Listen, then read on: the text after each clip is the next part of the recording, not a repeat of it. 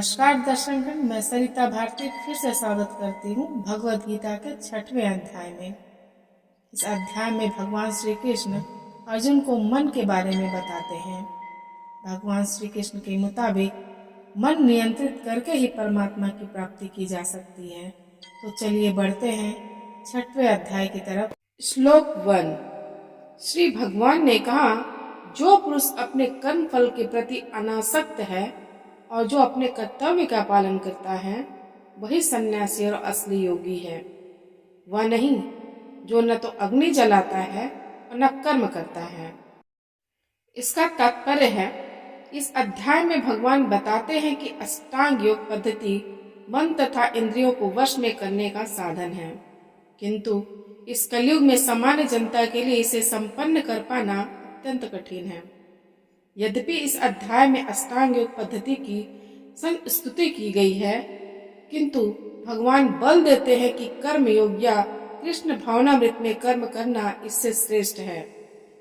इस संसार में प्रत्येक मनुष्य अपने परिवार के पालनार्थ तथा अपनी सामग्री के रक्षार्थ कर्म करता है, किंतु कोई भी मनुष्य बिना किसी स्वार्थ, किसी व्यक्तिगत तृप्ति के, चाहे वह तृप्ति आत्म केंद्रित हो या व्यापक, कर्म नहीं करता।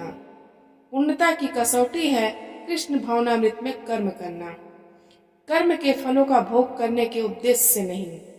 कृष्ण भावनामृत में कर्म करना प्रत्येक व्यक्ति का कर्तव्य है, क्योंकि सभी लोग परमेश्वर के अंश हैं। शरीर के अंग पूरे शरीर के लिए कार्य करते हैं। शरीर के अंग अपनी तुष्टि के लिए नहीं, अपितु पूरे शरीर की तुष्टि के लिए कार्य करते हैं। इसी प्रकार जो जीव अपनी तुष्टि के लिए नहीं अपितु पर ब्रह्म की तुष्टि के लिए कार्य करता है वही पूर्ण सन्यासी या पूर्ण योगी है। कभी कभी सन्यासी सोचते हैं कि उन्हें सारे कार्यों से मुक्ति मिल गई, अतः वे अग्निहोत्र यज्ञ करना बंद कर देते हैं, लेकिन वस्तुतः वे स्वार्थी हैं, क्योंकि उनका लक्ष्य निराकार ब्रह्म से तादात्म्य स्थापित करना होता है। ऐसी इच्छा भौतिक इच्छा से तो श्रेष्ठ है, किंतु यह स्वार्थ से रहित नहीं होती। इसी प्रकार जो योगी समस्त कर्म बंद करके अर्धनिमीलित नेत्रों से योगाभ्यास करता है वह भी आत्मतुष्टि की इच्छा से पूरित होता है, किंतु कृष्ण भावनाभावित व्यक्ति बिना किसी स्वार्थ के पूर्ण ब्रह्म की तुष्टि के लिए कर्म करता है। कृष्ण भावनाभावित व्यक्ति को कभी भी आत्मतुष्टि की इच्छा नहीं रहती। उसका एकमात्र लक्ष्य कृष्ण को प्रसन्न करना रहता है, अतः वह पूर्ण सन्यासी या पूर्ण योगी होता है। त्याग के सर्वोच्च प्रतीक भगवान न धनम न जनम न सुंदरीम कविताम वा जगदीश कामये मम जन्मनि जन्मनीश्वरे भवता भक्तिर हेतु की त्वयि। हे सर्वशक्तिमान प्रभु, मुझे न तो धन संग्रह की कामना है, न मैं सुंदर स्त्रियों के साथ रमण करने का अभिलाषी हूँ, न ही मुझे अनुयायियों की कामना है। मैं तो जन्म जन्मांतर तक आपकी प्रेमा भक्ति की अहैतुकी कृपा का ही अभिलाषी हूँ। श्लोक 2। हे पांडुपुत्र, जिसे संन्यास कहते हैं उसे ही तुम योग अर्थात पर ब्रह्म से युक्त होना जानो, क्योंकि इंद्रिय तृप्ति के लिए इच्छा को त्यागे बिना कोई भी कभी योगी नहीं हो सकता। इसका तात्पर्य है, वास्तविक संन्यास योग या भक्ति का अर्थ है कि जीवात्मा अपनी स्वाभाविक स्थिति को जाने और तदनुसार कर्म करे। जीवात्मा का अपना स्वतंत्र अस्तित्व नहीं होता, वह परमेश्वर की तटस्थता शक्ति है। जब वह माया के वशीभूत होता है तो वह बद्ध हो जाता है, किंतु जब वह कृष्ण भावना भावित रहता है अर्थात आध्यात्मिक शक्ति में सजग रहता है तो वह अपनी सहज स्थिति में होता है।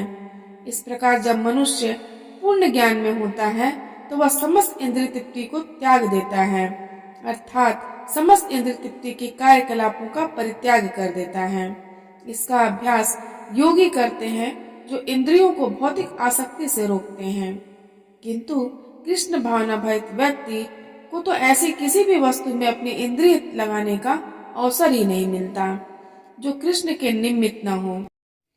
फलतः कृष्ण भावना भावित व्यक्ति सन्यासी या योगी साथ साथ होता है। ज्ञान तथा इंद्रिय निग्रह योग के ये दोनों प्रयोजन कृष्ण भावनामृत द्वारा स्वतः पूरे हो जाते हैं। यदि मनुष्य स्वार्थ का त्याग नहीं कर पाता तो ज्ञान तथा योग व्यर्थ रहते हैं। जीवात्मा का मुख्य ध्येय तो समस्त प्रकार की आत्म तृप्ति को त्याग कर परमेश्वर की तुष्टि करने के लिए तैयार रहना है। कृष्ण भावनाभरित व्यक्ति में किसी प्रकार की आत्म तृप्ति की इच्छा नहीं रहती। वह सदैव परमेश्वर की प्रसन्नता में लगा रहता है। अतः जिसे परमेश्वर के विषय में कुछ भी पता नहीं होता वही स्वार्थ पूर्ति में लगा रहता है, क्योंकि कोई कभी निष्क्रिय नहीं रह सकता। कृष्ण भावनामृत का अभ्यास करने से सारे कार्य सुचारू रूप से संपन्न हो जाते हैं। श्लोक 3। अष्टांग योग के नव साधक के लिए कर्म साधन कहलाता है और योग सिद्ध पुरुष के लिए समस्त भौतिक कार्यकलापों का परित्यागी साधन कहा जाता है। का तात्पर्य है परमेश्वर से युक्त होने की विधि योग कहलाती है। इसकी तुलना उस सीढ़ी से की जा सकती है जिसे सर्वोच्च आध्यात्मिक सिद्धि प्राप्त की जाती है। यह सीढ़ी जीव की अधम अवस्था से प्रारंभ होकर आध्यात्मिक जीवन के पूर्ण आत्म साक्षात्कार तक जाती है। विभिन्न चढ़ावों के अनुसार इस सीढ़ी के विभिन्न भाग भिन्न भिन्न नामों से जाने जाते हैं, किंतु कुल मिलाकर यह पूरी सीढ़ी योग कहलाती है और इसे 3 भागों में विभाजित किया जा सकता है: ज्ञान योग, ध्यान योग तथा भक्ति योग। सीढ़ी के प्रारंभिक भाग को योगारूढ़ अवस्था और अंतिम भाग को योगारूढ़ कहा जाता है। जहाँ तक अष्टांग योग का संबंध है, विभिन्न यम नियमों तथा आसनों के द्वारा ध्यान में प्रविष्ट होने के लिए आरंभिक प्रयासों को सकाम कर्म माना जाता है। ऐसे कर्मों से पूर्ण मानसिक संतुलन प्राप्त होता है, जिसे इंद्रियां वश में होती हैं। जब मनुष्य पूर्ण ध्यान में सिद्धस्त हो जाता है तो विचलित करने वाले समस्त मानसिक कार्य बंद हुए माने जाते हैं। किंतु कृष्ण भावना भरित व्यक्ति प्रारंभ से ही ध्यान अवस्थित रहता है, क्योंकि वह निरंतर कृष्ण का चिंतन करता है। इस प्रकार कृष्ण की सेवा में सतत व्यस्त रहने के कारण उसके सारे भौतिक कार्यकलाप बंद हुए माने जाते हैं। श्लोक 4। जब कोई पुरुष समस्त भौतिक इच्छाओं का त्याग करके न तो इंद्रिय तृप्ति के लिए कार्य करता है और न सकाम कर्मों में प्रवृत्त होता है तो वह योगारूढ़ कहलाता है। इसका तात्पर्य है जब मनुष्य भगवान की दिव्य प्रेमा भक्ति में पूरी तरह लगा रहता है तो वह अपने आप में प्रसन्न रहता है और इस तरह वह इंद्रिय तृप्ति या सकाम कर्म में प्रवृत्त नहीं होता। अन्यथा इंद्रिय तृप्ति में लगना ही पड़ता है, क्योंकि कर्म के बिना कोई रह नहीं सकता। बिना कृष्ण भावनामृत के मनुष्य सदैव स्वार्थ में तत्पर रहता है, किंतु कृष्ण भावना भरित व्यक्ति कृष्ण की प्रसन्नता के लिए ही सब कुछ करता है। फलतः वह इंद्रिय तृप्ति से पूरी तरह विरक्त रहता है। जिसे ऐसी अनुभूति प्राप्त नहीं है उसे चाहिए कि भौतिक इच्छाओं से बचे रहने का वह यंत्रवत प्रयास करे, तभी वह योग की सीढ़ी से ऊपर पहुंच सकता है। श्लोक 5। मनुष्य को चाहिए कि अपने मन की सहायता से अपना उद्धार करे और अपने को नीचे न गिरने दे। यह मन बद्ध जीव का मित्र भी है और शत्रु भी। इसका तात्पर्य है प्रसंग के अनुसार आत्मा शब्द का अर्थ शरीर, मन तथा आत्मा होता है। योग पद्धति में मन तथा आत्मा का विशेष महत्व है। चूंकि मन ही योग पद्धति का केंद्र बिंदु है, अतः इस प्रसंग में आत्मा का तात्पर्य मन है। योग पद्धति का उद्देश्य मन को रोकना तथा इंद्रिय विषयों के प्रति आसक्ति से उसे हटाना है। यहाँ पर इस बात पर बल दिया गया है कि मन को इस प्रकार प्रशिक्षित किया जाए कि वह बद्ध जीव को अज्ञान के दलदल से निकाल सके। इस जगत में मनुष्य मन तथा इंद्रियों के द्वारा प्रभावित होता है। वास्तव में शुद्ध आत्मा इस संसार में इसलिए फंसा हुआ है क्योंकि मन मिथ्या अहंकार में लगकर प्रकृति के ऊपर प्रभुत्व जताना चाहता है। अतः मन को इस प्रकार प्रशिक्षित करना चाहिए कि वह प्रकृति की तड़क भड़क से आकृष्ट न हो और इस तरह बद्ध जीव की रक्षा की जा सके। मनुष्य को इंद्रिय विषयों में आकृष्ट होकर अपने को पतित नहीं करना चाहिए। जो जितना ही इंद्रिय विषयों के प्रति आकृष्ट होता है वह उतना ही संसार में फंसता जाता है। अपने को विरक्त करने का सर्वोत्कृष्ट साधन यही है कि मन को सदैव कृष्ण भावनामृत में निरत रखा जाए। ही शब्द का इस बात पर बल देने के लिए प्रयुक्त हुआ है, अर्थात इसे अवश्य करना चाहिए। अमृत बिंदु उपनिषद में भी कहा गया है, मन एव मनुष्याणाम कारणम बंध मोक्ष्योः बंधाय विषयासंगो मुक्त निर्विषयम मनः। अर्थात मन ही मनुष्य के बंधन का और मोक्ष का भी कारण है। इंद्रिय विषयों में लीन मन बंधन का कारण है और विषयों से विरक्त मन मोक्ष का कारण है। अतः जो मन निरंतर कृष्ण भावनामृत में लगा रहता है वही परम मुक्ति का कारण है। श्लोक 6। जिसने मन को जीत लिया है उसके लिए मन सर्वश्रेष्ठ मित्र है, किंतु जो ऐसा नहीं कर पाया उसके लिए मन सबसे बड़ा शत्रु बना रहेगा। इसका तात्पर्य है, अष्टांग योग के अभ्यास का प्रयोजन मन को वश में करना है, जिससे मानवीय लक्ष्य प्राप्त करने में वह मित्र बना रहे। मन को वश में किए बिना योगाभ्यास करना मात्र समय को नष्ट करना है। जो अपने मन को वश में नहीं कर सकता वह सतत अपने परम शत्रु के साथ निवास करता है और इस तरह उसका जीवन तथा लक्ष्य दोनों ही नष्ट हो जाते हैं। जीव की स्वाभाविक स्थिति यह है कि वह अपने स्वामी की आज्ञा का पालन करे। अतः जब तक मन अविजित शत्रु बना रहता है तब तक मनुष्य को काम, क्रोध, लोभ, मोह आदि की आज्ञाओं का पालन करना होता है। किंतु जब मन पर विजय प्राप्त हो जाती है तो मनुष्य इच्छा अनुसार उस भगवान की आज्ञा का पालन करता है जो सबों के हृदय में परमात्मा स्वरूप स्थित है। वास्तविक योगाभ्यास हृदय के भीतर परमात्मा से भेंट करना तथा उनकी आज्ञा का पालन करना है। जो व्यक्ति साक्षात कृष्ण भावनामृत स्वीकार करता है वह भगवान की आज्ञा के प्रति स्वतः समर्पित हो जाता है। श्लोक 7। जिसने मन को जीत लिया है उसने पहले ही परमात्मा को प्राप्त कर लिया है, क्योंकि उसने शांति प्राप्त कर ली है। ऐसे पुरुष के लिए सुख दुख, सर्दी गर्मी एवं मान अपमान एक से है। इसका तात्पर्य है, प्रत्येक जीव उस भगवान की आज्ञा का पालन करने के निमित्त आया है जो जन जन के हृदय में परमात्मा रूप में स्थित है। जब मन बहिरंगा माया द्वारा विपथ कर दिया जाता है तब मनुष्य भौतिक कार्यकलापों में उलझ जाता है। अतः जो ही मन किसी योग पद्धति द्वारा वश में आ जाता है तो ही मनुष्य को लक्ष्य पर पहुंचा हुआ मान लिया जाना चाहिए। मनुष्य को भगवत आज्ञा का पालन करना चाहिए। जब मनुष्य का मन परा प्रकृति में स्थिर हो जाता है तो जीवात्मा के समक्ष भगवत आज्ञा पालन करने के अतिरिक्त कोई विकल्प नहीं रह जाता। मन को किसी न किसी उच्च आदेश को मानकर उसका पालन करना होता है। मन को वश में करने से स्वतः ही परमात्मा के आदेश का पालन होता है। चूंकि कृष्ण भावनाभावित होते ही यह दिव्य स्थिति प्राप्त हो जाती है, अतः भगवत भक्त संसार के द्वंद्वों यथा सुख दुख, सर्दी गर्मी आदि से अप्रभावित रहता है। यह अवस्था व्यवहारिक समाधि या परमात्मा में तल्लीनता है। श्लोक 8। वह व्यक्ति आत्म साक्षात्कार को प्राप्त तथा योगी कहलाता है जो अपने अर्जित ज्ञान तथा अनुभूति से पूर्णतया संतुष्ट रहता है।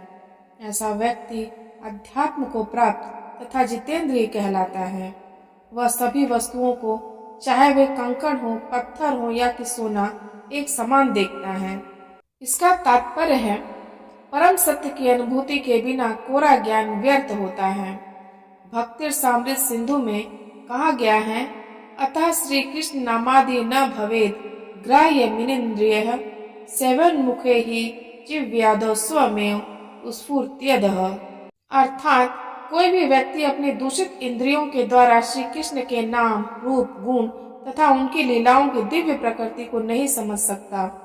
भगवान की दिव्य सेवा से पूरित होने पर ही कोई उनके दिव्य नाम, रूप, गुण तथा लीलाओं को समझ सकता है। यह भगवत गीता कृष्ण भावनामृत का विज्ञान है। मात्र संसारी विद्वता से कोई कृष्ण भावना भावित नहीं हो सकता। उसे विशुद्ध चेतना वाले व्यक्ति का सानिध्य प्राप्त होने का सौभाग्य मिलना चाहिए। कृष्ण भावना भावित व्यक्ति को भगवत कृपा से ज्ञान की अनुभूति होती है, क्योंकि वह विशुद्ध भक्ति से तुष्ट रहता है। अनुभूत ज्ञान से वह पुण्य बनता है। आध्यात्मिक ज्ञान से मनुष्य अपने संकल्पों में दृढ़ रह सकता है, किंतु मात्र शैक्षिक ज्ञान से वह बाह्य विरोधाभासों द्वारा मोहित और भ्रमित होता रहता है। केवल अनुभवी आत्मा ही आत्म संयमी होता है, क्योंकि वह कृष्ण की शरण में जा चुका होता है। वह दिव्य होता है क्योंकि उसे संसारी विद्वता से कुछ लेना देना नहीं रहता।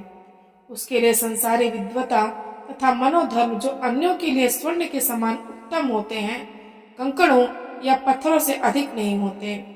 श्लोक 9। जब मनुष्य निष्कपट हितैषियों, प्रिय मित्रों, तटस्थों, मध्यस्थों, ईर्ष्यालुओं, शत्रुओं तथा मित्रों, पुण्यात्माओं एवं पापियों को समान भाव से देखता है, तो वह और भी उन्नत माना जाता है। श्लोक 10। योगी को चाहिए कि वह सदैव अपने शरीर, मन तथा आत्मा को परमेश्वर में लगाएं, एकांत स्थान में रहें और बड़ी सावधानी के साथ अपने मन को वश में करें। उसे समस्त आकांक्षाओं तथा संग्रह भाव की इच्छाओं से मुक्त होना चाहिए।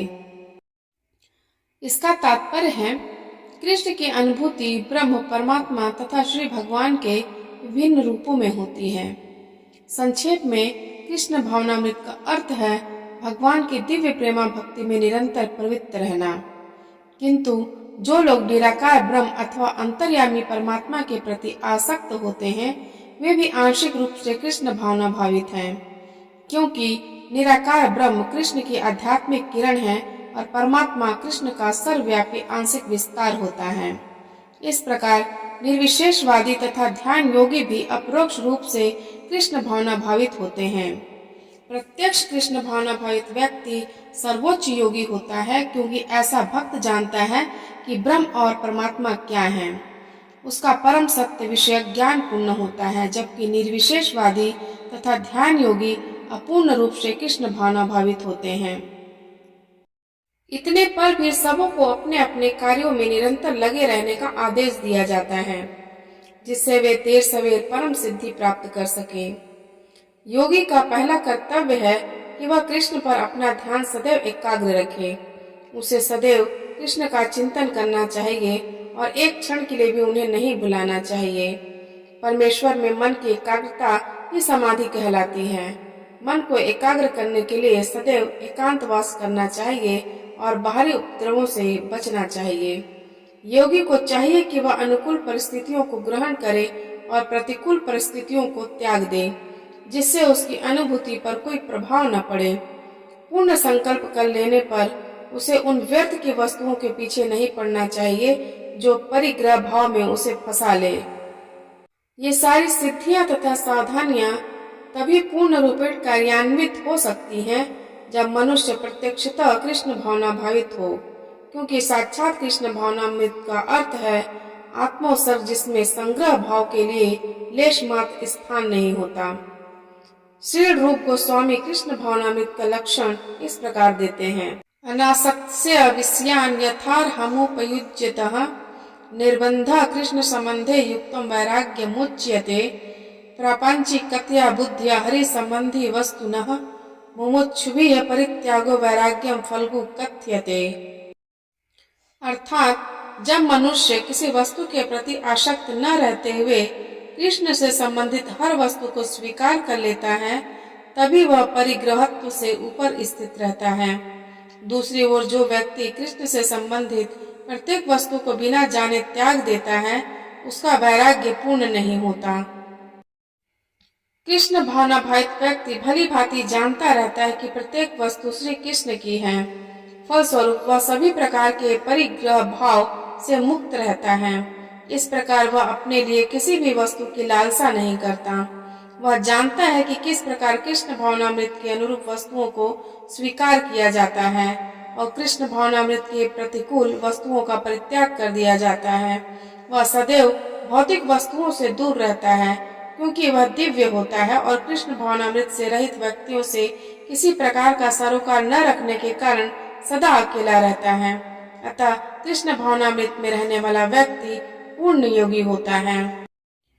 श्लोक 11 एवं 12।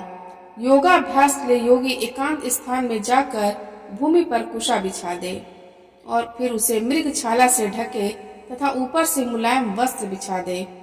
आसन न तो बहुत ऊंचा हो न बहुत नीचा, यह पवित्र स्थान में स्थित हो। योगी को चाहिए कि इस पर दृढ़ता पूर्वक बैठ जाए और मन, इंद्रियों तथा कर्मों को वश में करते हुए तथा मन को एक बिंदु पर स्थिर करके हृदय को शुद्ध करने के लिए योगाभ्यास करे। इसका तात्पर्य है पवित्र स्थान तीर्थ स्थान का सूचक है। भारत में योगी तथा भक्त अपना घर त्याग कर प्रयाग, मथुरा, वृंदावन, ऋषिकेश तथा हरिद्वार जैसे पवित्र स्थानों में वास करते हैं और एकांत स्थान में योगा अभ्यास करते हैं, जहाँ यमुना तथा गंगा जैसी नदियाँ प्रवाहित होती हैं। किंतु प्राय ऐसा करना सबों के लिए, विशेषतया पाश्चात्यों के लिए संभव नहीं है। बड़े बड़े शहरों की तथा कथित योग समितियां भले ही धन कमा ले, किंतु वे योग के वास्तविक अभ्यास के लिए सर्वथा अनुपयुक्त होती हैं।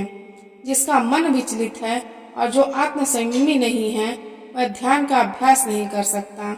अतः वे नारदीय पुराण में कहा गया है कि कलयुग में जबकि लोग अल्पजीवी आत्म साक्षात्कार में मंद तथा चिंताओं से व्यग्र रहते हैं, भगवत प्राप्ति का सर्वश्रेष्ठ माध्यम भगवान के पवित्र नाम का कीर्तन है। हरेर नाम हरे नामय केवलम कलौ नास्तेव्य नास्तेव्य नास्तेव्य गतिर्न्यन्था। अर्थात कला और धम्म के इस युग में मोक्ष का एकमात्र साधन भगवान के पवित्र नाम का कीर्तन करना है। कोई दूसरा मार्ग नहीं है, कोई दूसरा मार्ग नहीं है, कोई दूसरा मार्ग नहीं है। श्लोक 13 एवं 14। योगाभ्यास करने वालों को चाहिए कि वह अपने शरीर, गर्दन तथा सिर को सीधा रखे और नाक के अगले सिरे पर दृष्टि लगाए। इस प्रकार वह अविचलित तथा दमित मन से, भय रहित विषयी जीवन से पूर्णतया मुक्त होकर अपने हृदय में मेरा चिंतन करे और मुझे ही अपना चरम लक्ष्य बनाए। इसका तात्पर्य जीवन का उद्देश्य कृष्ण को जानना है। प्रत्येक जीव के हृदय में चतुर्भुज परमात्मा रूप में स्थित है। योगाभ्यास का प्रयोजन विष्णु के इसी अंतर्यामी रूप की खोज करने तथा देखने के अतिरिक्त और कुछ नहीं है। अंतर्यामी विष्णु मूर्ति प्रत्येक व्यक्ति के हृदय में निवास करने वाले कृष्ण का स्वांश रूप है। जो इस विष्णु मूर्ति की अनुभूति करने के अतिरिक्त किसी अन्य कपट योग में लगा रहता है, वह निसंदेह अपने समय का अपव्यय करता है। कृष्ण ही जीवन के परम लक्ष्य हैं और प्रत्येक हृदय में स्थित विष्णु मूर्ति ही योगाभ्यास का लक्ष्य है। हृदय के भीतर इस विष्णु मूर्ति की अनुभूति प्राप्त करने के लिए ब्रह्मचर्य व्रत अनिवार्य है। अतः मनुष्य को चाहिए कि घर छोड़ दे और किसी एकांत स्थान में बताई गई विधि से आसीन होकर रहे। नित्य प्रति घर में या अन्यत्र मैथुन भोग करते हुए और तथाकथित योग की कक्षा में जाने मात्र से कोई योगी नहीं हो जाता। उसे मन को संयमित करने का अभ्यास करना होता है और सभी प्रकार की इंद्रिय तृप्ति से, जिसमें मैथुन जीवन मुख्य है, बचना होता है। महान ऋषि याज्ञवल्क्य ने ब्रह्मचर्य के नियमों में बताया है, कर्मणा मनसा वाचा सर्वावस्थासु सर्वदा सर्वत्र मैथुन त्यागो ब्रह्मचर्य प्रचते। सभी कालों में, सभी अवस्थाओं में तथा सभी स्थानों में मनसा वाचा कर्मणा मैथुन भोग से पूर्णतया दूर रहने में सहायता करना ही ब्रह्मचर्य का लक्ष्य है। मैथुन में प्रवृत्त रहकर योगा अभ्यास नहीं किया जा सकता। इसलिए बचपन से जब मैथुन का कोई ज्ञान भी नहीं होता, ब्रह्मचर्य की शिक्षा दी जाती है। 5 वर्ष की आयु में बच्चों को गुरुकुल भेजा जाता है, जहाँ गुरु उन्हें ब्रह्मचारी बनने के दृढ़ नियमों की शिक्षा देता है। ऐसे अभ्यास के बिना किसी भी योग में उन्नति नहीं की जा सकती, चाहे वह ध्यान हो या कि ज्ञान या भक्ति। किंतु जो व्यक्ति विवाहित जीवन के विधि विधानों का पालन करता है और अपनी पत्नी से मैथुन संबंध रखता है, वह भी ब्रह्मचारी कहलाता है। ऐसे संयमशील गृहस्थ ब्रह्मचारी को भक्ति संप्रदाय में स्वीकार किया जा सकता है, किंतु ज्ञान तथा ध्यान संप्रदाय वाले ऐसे गृहस्थ ब्रह्मचारी को भी प्रवेश नहीं देते। उनके लिए पूर्ण ब्रह्मचर्य अनिवार्य है। भक्ति संप्रदाय में गृहस्थ ब्रह्मचारी को संयमित मैथुन की अनुमति रहती है, क्योंकि भक्ति संप्रदाय इतना शक्तिशाली है कि भगवान की सेवा में लगे रहने से वह स्वतः ही मैथुन का आकर्षण त्याग देता है।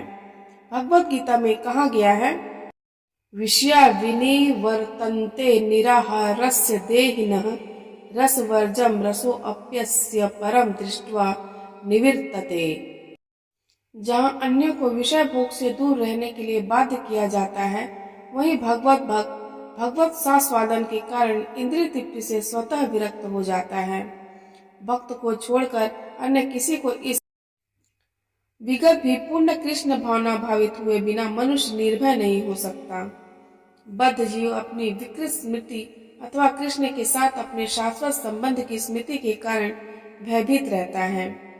भागवत का कथन है, कृष्ण भावना भावित व्यक्ति ही योग का पूर्ण अभ्यास कर सकता है, और चूंकि योगाभ्यास का चरम लक्ष्य अंतःकरण में भगवान का दर्शन पाना है, अतः कृष्ण भावना भावित व्यक्ति पहले ही समस्त योगियों में श्रेष्ठ होता है। यहाँ पर वर्णित योग विधि के नियम तथा कथित लोकप्रिय योग समितियों से भिन्न है। श्लोक 15। इस प्रकार शरीर, मन तथा कर्म में निरंतर संयम का अभ्यास करते हुए संयमित मन वाले योगी को इस भौतिक अस्तित्व की समाप्ति पर भगवत धाम की प्राप्ति होती है। इसका तात्पर्य है, अब योगाभ्यास के चरम लक्ष्य का स्पष्टीकरण किया जा रहा है। योगाभ्यास किसी भौतिक सुविधा की प्राप्ति के लिए नहीं किया जाता। इसका उद्देश्य तो भौतिक संसार से विरक्ति प्राप्त करना है। जो कोई इसके द्वारा स्वास्थ्य लाभ चाहता है या भौतिक सिद्धि प्राप्त करने का इच्छुक होता है, वह भगवत गीता के अनुसार योगी नहीं है। न ही भौतिक अस्तित्व की समाप्ति का अर्थ शून्य में प्रवेश है, क्योंकि यह कपोल कल्पना है। भगवान की सृष्टि में कहीं भी शून्य नहीं है। उल्टे भौतिक अस्तित्व की समाप्ति से मनुष्य भगवत धाम में प्रवेश करता है। भगवत गीता में भगवत धाम का भी स्पष्टीकरण किया गया है कि यह वह स्थान है जहाँ न सूर्य की आवश्यकता होती है, न चांद या बिजली की। आध्यात्मिक राज्य के सारे लोग उसी प्रकार से स्वतः प्रकाशित हैं, जिस प्रकार सूर्य द्वारा यह भौतिक आकाश। वैसे तो भगवत धाम सर्वत्र है, किंतु चिन्मय व्योम तथा उसके लोगों को ही परम धाम कहा जाता है। एक पूर्ण योगी जिसे भगवान कृष्ण का पूर्ण ज्ञान है, जैसा कि यहाँ पर भगवान ने स्वयं कहा है, मत चित्ता मत पर मत स्थानम, वास्तविक शांति प्राप्त कर सकता है और अंततो गत्वा कृष्ण लोक या गोलोक वृंदावन को प्राप्त होता है। ब्रह्म संहिता में स्पष्ट उल्लेख है, गोलोक एवं निवसत्य खिलात्म भूतः। यद्यपि भगवान सदैव अपने ध्यान में निवास करते हैं, जिसे गोलोक कहते हैं, तो भी वे अपनी पराध्यात्मिक शक्तियों के कारण सर्वव्यापी ब्रह्म तथा अंतर्यामी परमात्मा है। कोई भी कृष्ण तथा विष्णु रूप में उनके पूर्ण विस्तार को सही सही जाने बिना वैकुंठ में या भगवान के नित्य धाम में प्रवेश नहीं कर सकता। अतः कृष्ण भावना भावित व्यक्ति ही पूर्ण योगी है, क्योंकि उसका मन सदैव कृष्ण के कार्यकलापों में तल्लीन रहता है। केवल भगवान कृष्ण को जानने पर जन्म तथा मृत्यु के पथ को जीता जा सकता है। दूसरे शब्दों में योग की पूर्णता संसार से मुक्ति प्राप्त करने में है, इंद्रजाल अथवा व्यायाम के कर्तव्यों द्वारा अबोध जनता को मूर्ख बनाने में नहीं। श्लोक 16। हे अर्जुन, जो अधिक खाता है या बहुत कम खाता है, जो अधिक सोता है अथवा जो पर्याप्त नहीं सोता है, उसे योगी बनने की कोई संभावना नहीं है। इसका तात्पर्य है, यहाँ पर योगियों के लिए भोजन तथा नींद के नियमन की संस्तुति की गई है। अधिक भोजन का अर्थ है शरीर तथा आत्मा को बनाए रखने के लिए आवश्यकता से अधिक भोजन करना। मनुष्यों को मांसाहार करने की आवश्यकता नहीं है, क्योंकि प्रचुर मात्रा में अन्न, शाक, फल तथा दुग्ध उपलब्ध हैं। ऐसे सादे भोज्य पदार्थ भगवत गीता के अनुसार सत्वगुणी माने जाते हैं। मांसाहार तो तमोगुणियों के लिए है। अतः जो लोग मांसाहार करते हैं, मद्यपान करते हैं, धूम्रपान करते हैं और कृष्ण को भोग लगाए बिना भोजन करते हैं, वे पाप कर्मों का भोग करेंगे, क्योंकि वे केवल दूषित वस्तुएं खाते हैं। भुजते ते त्वं पापा ये पंचम त्यात्म कारणात्। जो व्यक्ति इंद्रिय सुख के लिए खाता है या अपने लिए भोजन बनाता है, किंतु कृष्ण को भोजन अर्पित नहीं करता, वह केवल पाप खाता है। जो पाप खाता है और नियत मात्रा से अधिक भोजन करता है, वह पूर्ण योग का पालन नहीं कर सकता। सबसे उत्तम यही है कि कृष्ण को अर्पित भोजन के उच्छिष्ट भाग को ही खाया जाए। कृष्ण भावना भावित व्यक्ति कभी भी ऐसा भोजन नहीं करता जो इससे पूर्व कृष्ण को अर्पित न किया गया हो। अतः केवल कृष्ण भावना भावित व्यक्ति ही योगाभ्यास में पूर्णता प्राप्त कर सकता है। न ही ऐसा व्यक्ति कभी योग का अभ्यास कर सकता है जो कृत्रिम उपवास की अपनी विधियां निकालकर भोजन नहीं करता है। कृष्ण भावना भावित व्यक्ति शास्त्रों द्वारा अनुमोदित उपवास करता है। न तो वह आवश्यकता से अधिक उपवास रखता है, न ही अधिक खाता है। इस प्रकार वह योगाभ्यास करने के लिए पूर्णतया योग्य है। जो आवश्यकता से अधिक खाता है वह सोते समय अनेक सपने देखेगा, अतः आवश्यकता से अधिक सोएगा। मनुष्य को प्रतिदिन 6 घंटे से अधिक नहीं सोना चाहिए। जो व्यक्ति 24 घंटों में से 6 घंटों से अधिक सोता है वह अवश्य ही तमोगुणी है। तमोगुणी व्यक्ति आलसी होता है और अधिक सोता है। ऐसा व्यक्ति योग नहीं साध सकता। श्लोक 17। जो खाने, सोने, अमोद प्रमोद तथा काम करने की आदतों में नियमित रहता है वह योगाभ्यास द्वारा समस्त भौतिक क्लेशों को नष्ट कर सकता है।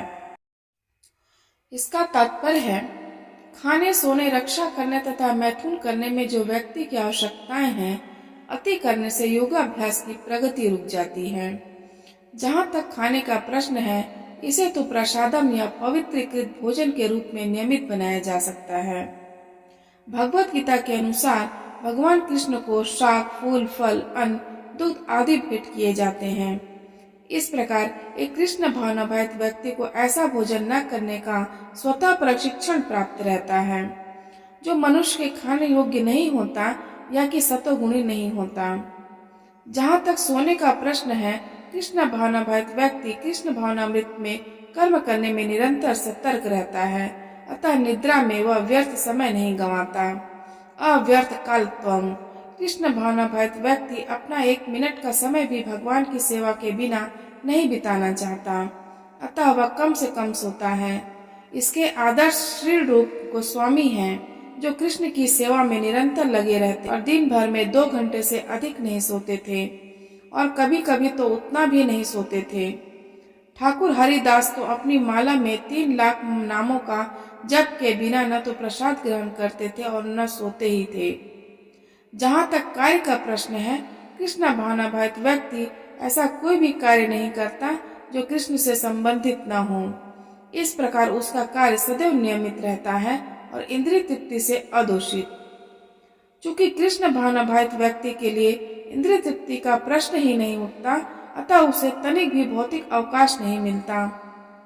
चूंकि वह अपने कार्य, वचन, निद्रा, जागृति तथा अन्य सारे शारीरिक कार्यों में नियमित रहता है, अतः उसे कोई भौतिक दुख नहीं सताता। श्लोक 18।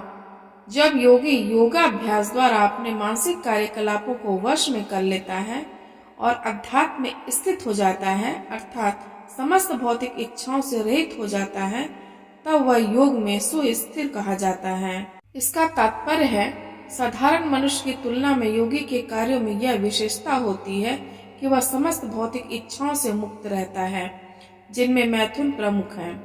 एक पूर्ण योगी अपने मानसिक कार्यों में इतना अनुशासित होता है कि उसे कोई भी भौतिक इच्छा विचलित नहीं कर सकती।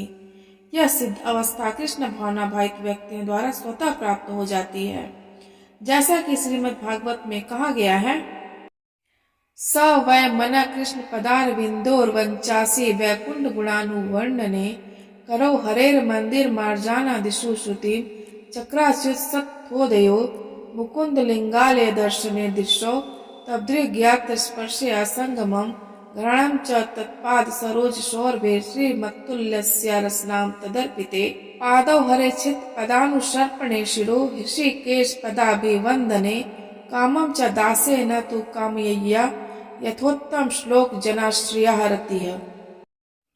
अर्थात राजा अम्बरीश ने सर्वप्रथम अपने मन को भगवान के चरण कमलों पर स्थिर कर दिया, फिर क्रमशः अपनी वाणी को कृष्ण के गुणानुवाद में लगाया, हाथों को भगवान के मंदिर को स्वच्छ करने, कानों को भगवान के कार्यकलापों को सुनने, आंखों को भगवान के दिव्य रूप का दर्शन करने, शरीर के अन्य भक्तों के शरीरों का स्पर्श करने, घ्राणेन्द्रिय को भगवान पर चढ़ाए गए कमल पुष्प की सुगंध सूंघने, जीभ को भगवान के चरण कमलों पर चढ़ाए गए तुलसी पत्रों का स्वाद लेने, पांवों को तीर्थ यात्रा करने तथा भगवान के मंदिर तक जाने, सिर को भगवान को प्रणाम करने तथा अपनी इच्छाओं को भगवान की इच्छा पूरी करने में लगा दिया।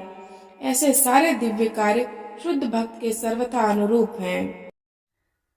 निर्विशेषवादियों के लिए यह दिव्य व्यवस्था अनिवर्चनीय हो सकती है, किंतु कृष्ण भावनाभावित व्यक्ति के लिए यह अत्यंत सुगम एवं व्यवहारिक है। जैसा कि महाराज अम्बरीश की उपरिवर्णित जीवनचर्या से स्पष्ट हो जाता है, जब तक निरंतर स्मरण द्वारा भगवान के चरण कमलों में मन को स्थिर नहीं कर लिया जाता, तब तक ऐसे दिव्य कार्य व्यवहारिक नहीं बन पाते। अतः भगवान की भक्ति में इन विहित कार्यों को अर्चन कहते हैं, जिसका अर्थ है समस्त इंद्रियों को भगवान की सेवा में लगाना।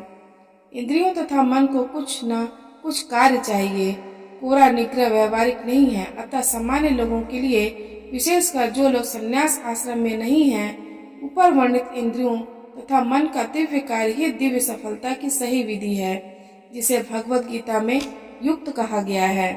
श्लोक 19। जिस प्रकार वायु रहित स्थान में दीपक हिलता डुलता नहीं, उसी तरह जिस योगी का मन वश में होता है, वह आत्म तत्व के ध्यान में सदैव स्थिर रहता है।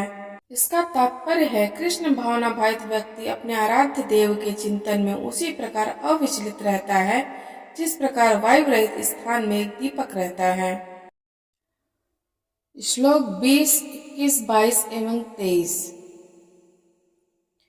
सिद्धि की अवस्था में, जिसे समाधि कहते हैं, मनुष्य का मन योगाभ्यास के द्वारा भौतिक मानसिक क्रियाओं से पूर्णतया संयमित हो जाता है।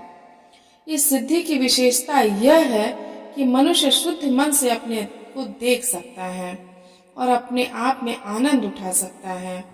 उस आनंदमयी स्थिति में वह दिव्य इंद्रियों द्वारा असीम दिव्य सुख में स्थित रहता है। इस प्रकार स्थापित मनुष्य कभी सत्य से विपत नहीं होता और इस सुख की प्राप्ति हो जाने पर वह इससे बड़ा कोई दूसरा लाभ नहीं मानता। ऐसी स्थिति को पाकर मनुष्य बड़ी से बड़ी कठिनाई में भी विचलित नहीं होता। यह निसंदेह भौतिक संसर्ग से उत्पन्न होने वाले समस्त दुखों से वास्तविक मुक्ति है। इसका तात्पर्य है योगाभ्यास से मनुष्य भौतिक धारणाओं से क्रमशः विरक्त हो जाता है। वह योग का प्रमुख लक्षण है। इसके बाद वह समाधि में स्थित हो जाता है, जिसका अर्थ यह होता है कि दिव्य मन तथा बुद्धि के द्वारा योगी अपने आप को परमात्मा समझने का भ्रम न करके परमात्मा की अनुभूति करता है। योगाभ्यास बहुत कुछ पतंजलि की पद्धति पर आधारित है। कुछ अप्रामाणिक भाष्यकार जीवात्मा तथा परमात्मा में अभेद स्थापित करने का प्रयास करते हैं और अद्वैतवादी इसे ही मुक्ति मानते हैं, किंतु वे पतंजलि की योगा पद्धति के वास्तविक प्रयोजन को नहीं जानते। पतंजलि पद्धति में दिव्य आनंद को स्वीकार किया गया है, किंतु अद्वैतवादी इस दिव्य आनंद को स्वीकार नहीं करते, क्योंकि उन्हें भ्रम है कि इससे कहीं उन्हें अद्वैतवाद में बाधा न उपस्थित हो जाए। अद्वैतवादी ज्ञान तथा ज्ञाता के द्वैत को नहीं मानते, किंतु इस श्लोक में दिव्य इंद्रियों द्वारा अनुभूत दिव्य आनंद को स्वीकार किया गया है। इसकी पुष्टि योग पद्धति के विख्यात व्याख्याता पतंजलि मुनि ने भी की है। योग सूत्र में महर्षि कहते हैं, पुरुषार्थ शून्यानाम गुणानाम प्रतिप्रसवः कैवल्यम स्वरूप प्रतिष्ठा व चिति शक्ति रीति। यह चिति शक्ति या तरंगा शक्ति दिव्य है। पुरुषार्थ का तात्पर्य धर्म, अर्थ, काम तथा अंत में पर ब्रह्म से तदात्म्य या मोक्ष है। अद्वैतवादी पर ब्रह्म से इस तदात्म्य को कैवल्यम कहते हैं, किंतु पतंजलि के अनुसार कैवल्यम वह अंतरंगा या दिव्य शक्ति है जिसे जीवात्मा अपनी स्वाभाविक स्थिति से अवगत होता है। भगवान चैतन्य के शब्दों में यह अवस्था चैतोदर्पण मार्जनम अर्थात मन रूपी मलिन दर्पण का मार्जन है। यह मार्जन वास्तव में मुक्ति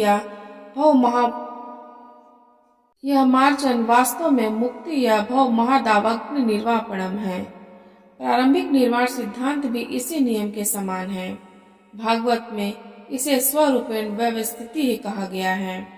भगवत गीता के इस श्लोक में भी इसी की पुष्टि हुई है।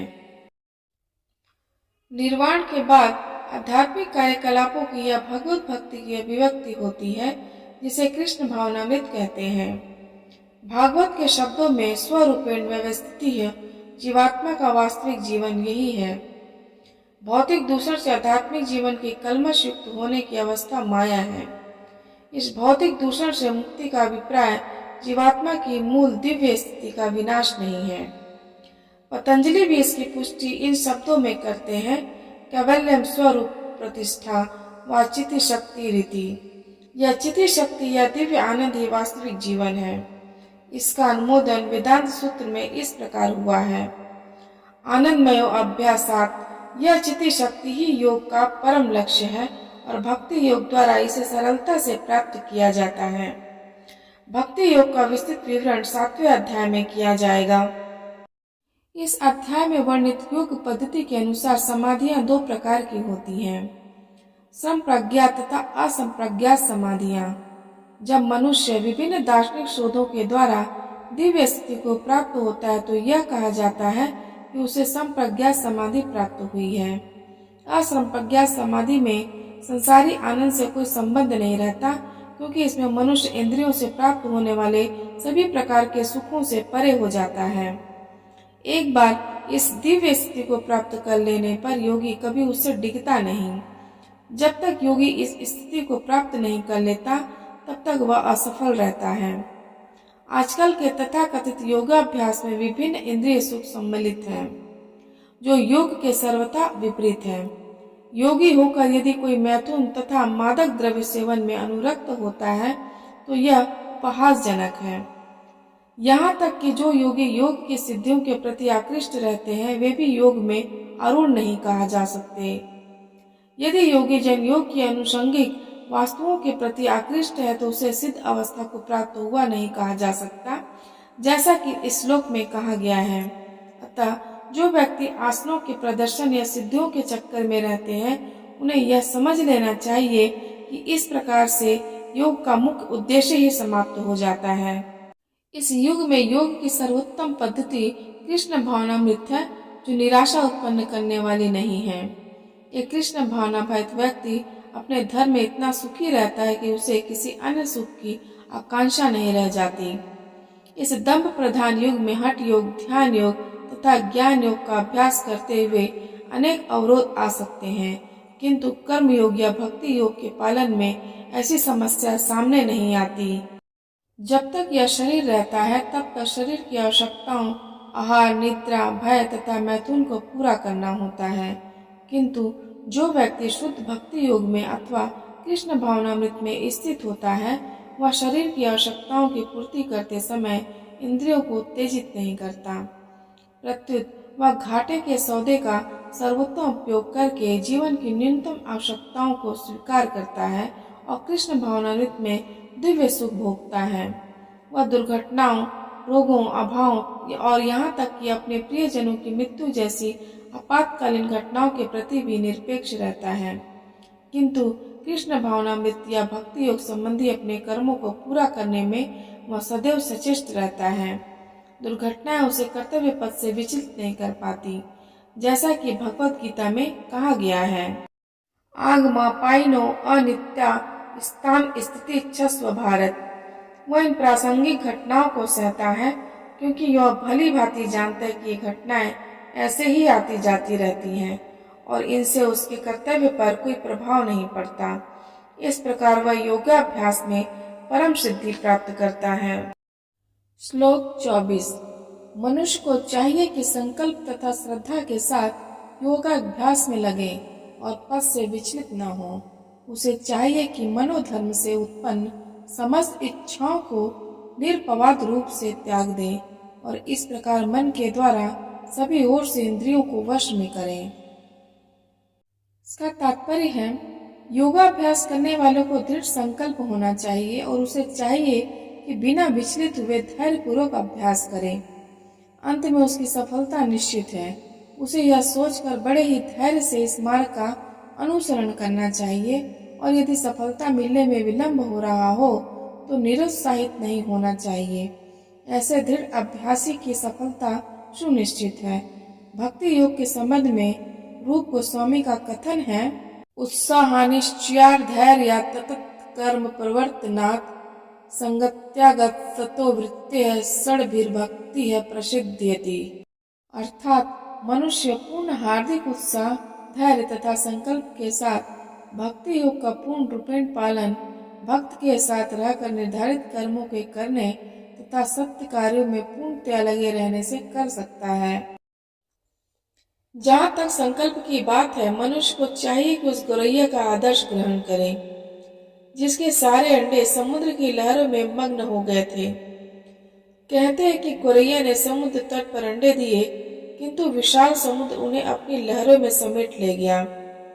इस पर गौरैया अत्यंत क्षुब्ध हुई और उसने समुद्र से अंडे लौटा देने के लिए कहा, किंतु समुद्र ने उसकी प्रार्थना पर कोई ध्यान नहीं दिया। अतः उसने समुद्र को सुखा डालने की ठान ली। वह अपनी नन्ही सी चोंच से पानी उलीचने लगी। सभी उसके इस असंभव संकल्प का उपहास करने लगे। उसके इस कार्य की सर्वत्र चर्चा चलने लगी तो अंत में भगवान विष्णु के विराट वाहन पक्षीराज गरुड़ ने यह बात सुनी।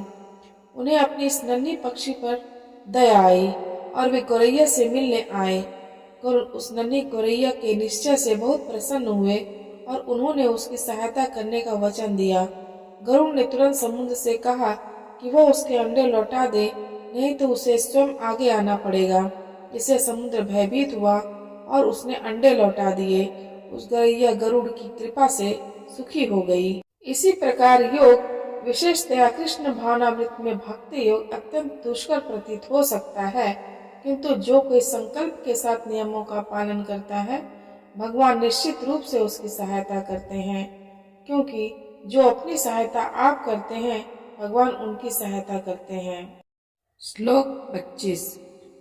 धीरे धीरे क्रमशः पूर्ण विश्वास पूर्वक बुद्धि के द्वारा समाधि में स्थित होना चाहिए और इस प्रकार मन को आत्मा में ही स्थित करना चाहिए तथा अन्य कुछ भी नहीं सोचना चाहिए।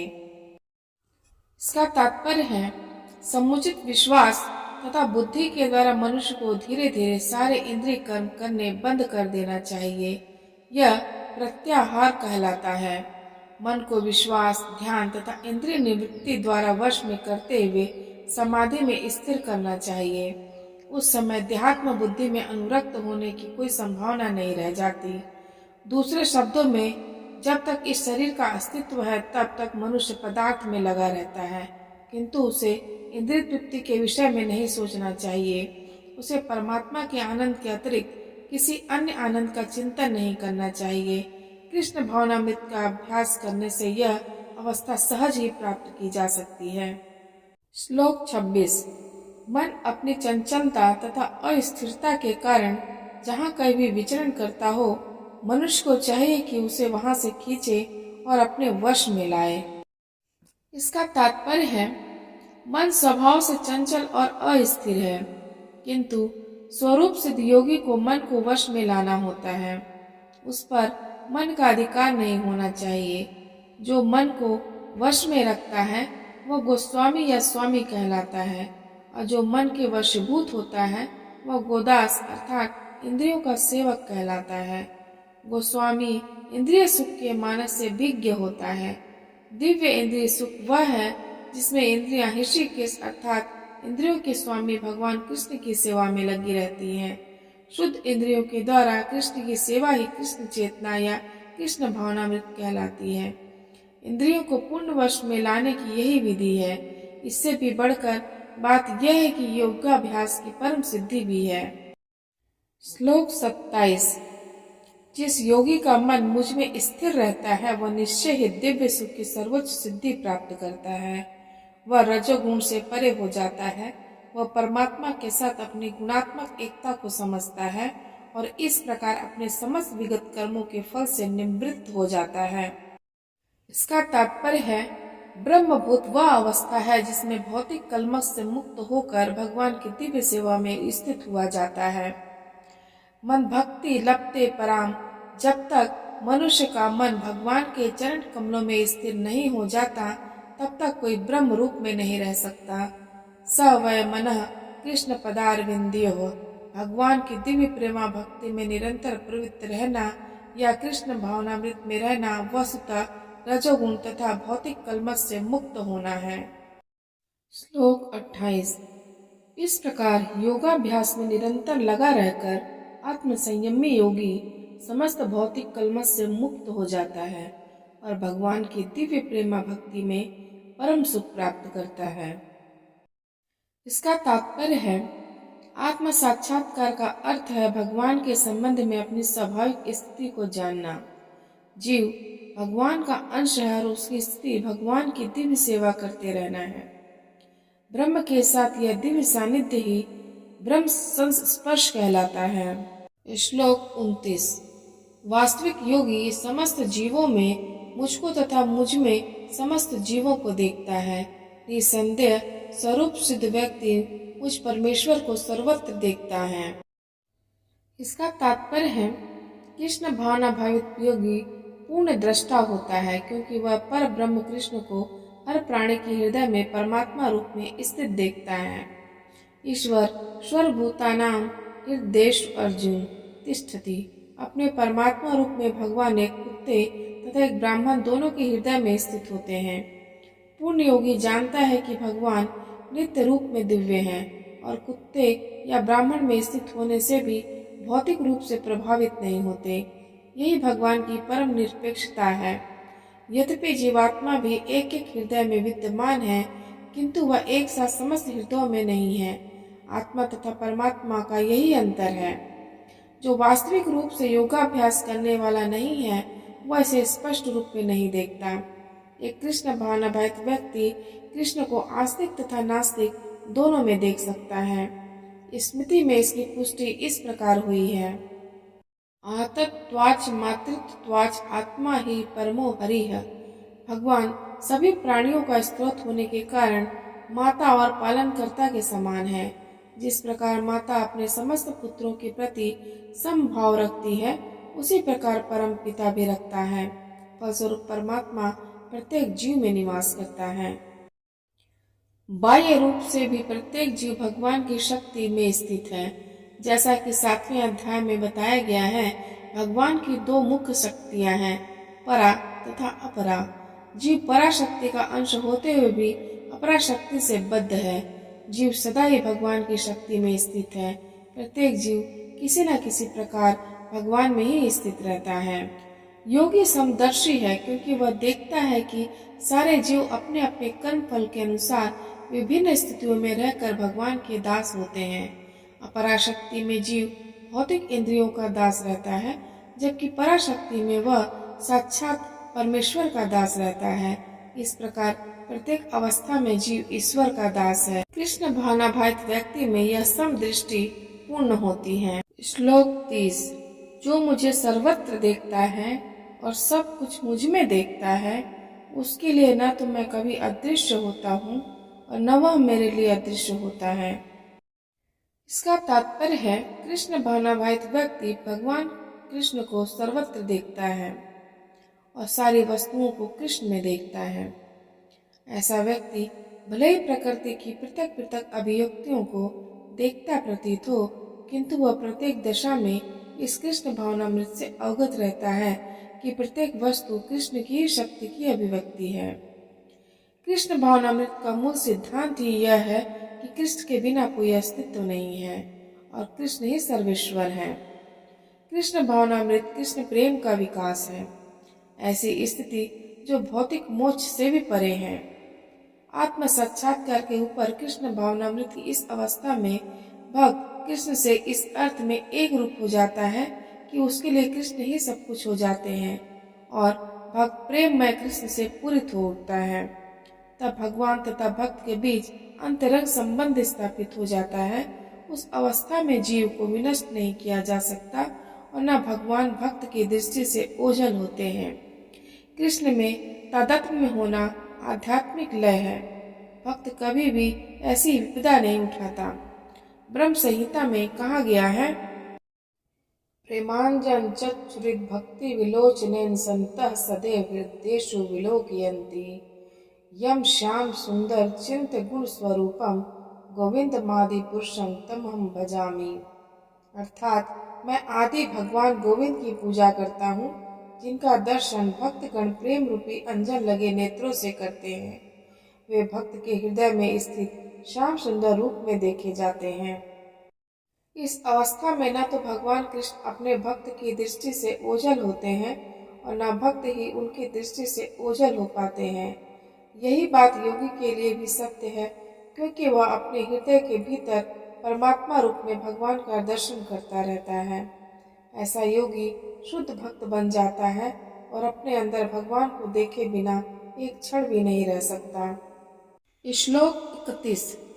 जो योगी मुझे तथा परमात्मा को अभिन्न जानते हुए परमात्मा की भक्ति पूर्वक सेवा करता है, वह हर प्रकार से मुझ में सदैव स्थिर रहता है।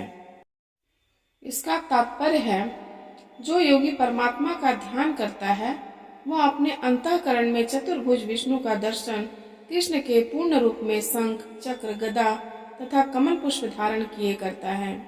योगी को यह जानना चाहिए कि विष्णु कृष्ण से भिन्न नहीं है। परमात्मा रूप में कृष्ण जन जन के हृदय में स्थित हैं। यही नहीं, असंख्य जीवों के हृदय में स्थित असंख्य परमात्माओं में कोई अंतर नहीं है।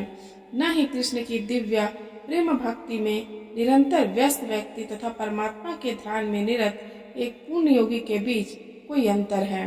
कृष्ण भावनामृत में योगी सदैव कृष्ण में ही स्थित रहता है, भले ही वह भौतिक जगत में वह विभिन्न कार्य में व्यस्त क्यों न हो।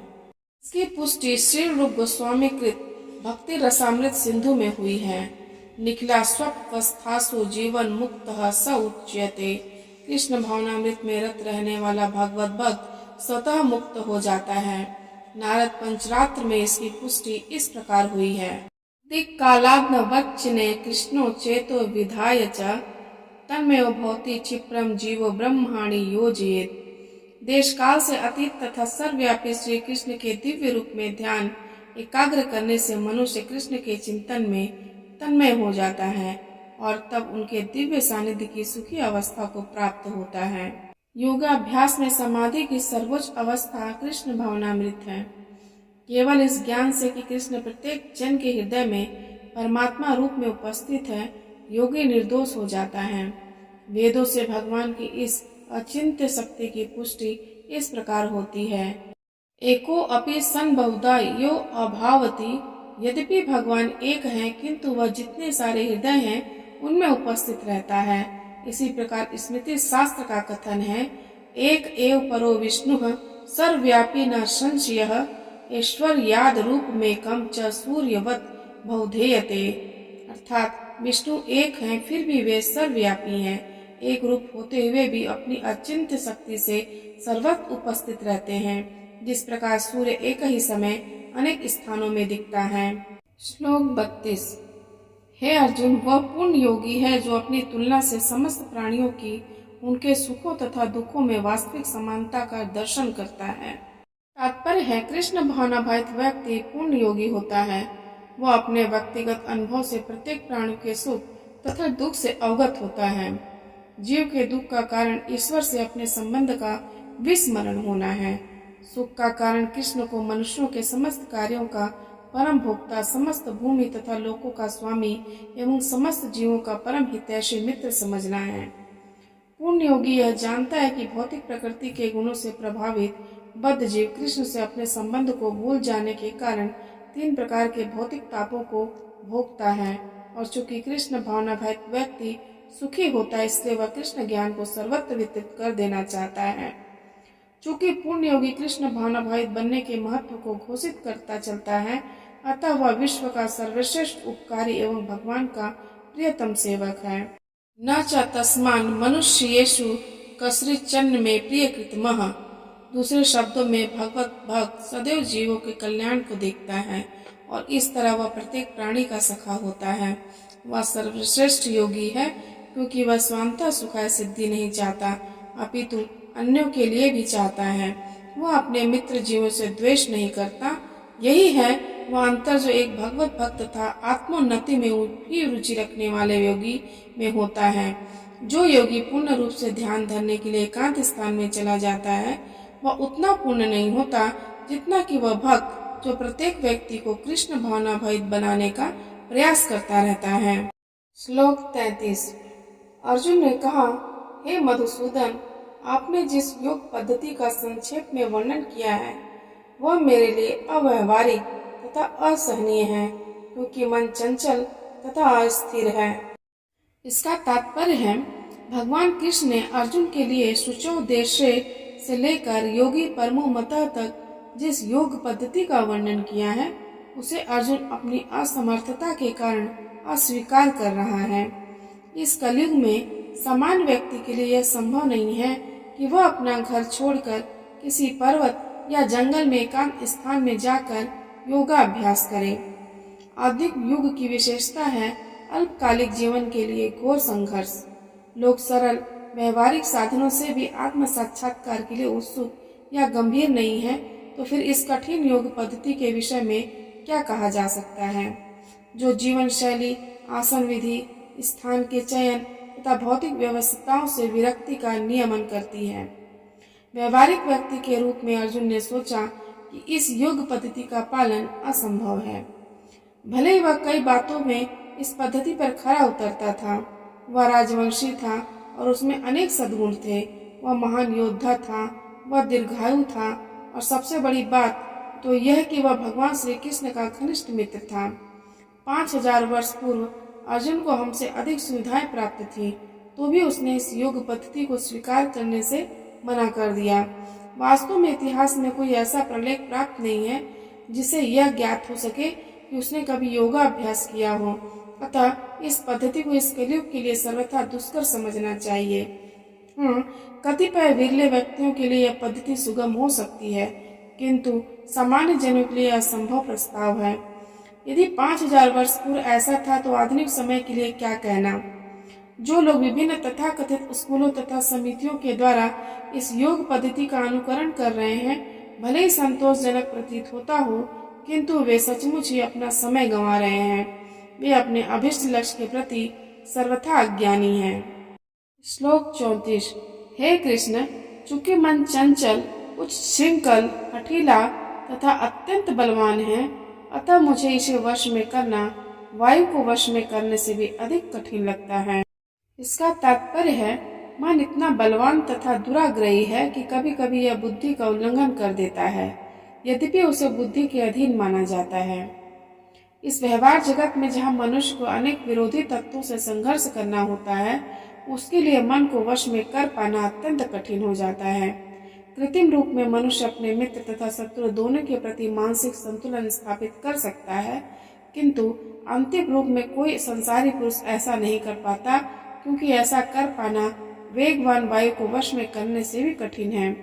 वैदिक साहित्य में कहा गया है, आत्मनम रथिनम वित्ति शरीरम रथमेव च, बुद्धिम तु सारथिम वित्ति मनः प्रग्रहमेव च, इंद्रियाणि हयानाहुर्विषयान् तेषु मुगोचरान्, आत्मेन्द्रिय मनोयुक्तम भोक्ते त्यात्हुर्मनीषिणः। प्रत्येक व्यक्ति इस भौतिक शरीर रूपी रथ पर आरूढ़ है और बुद्धि इसका सारथी है।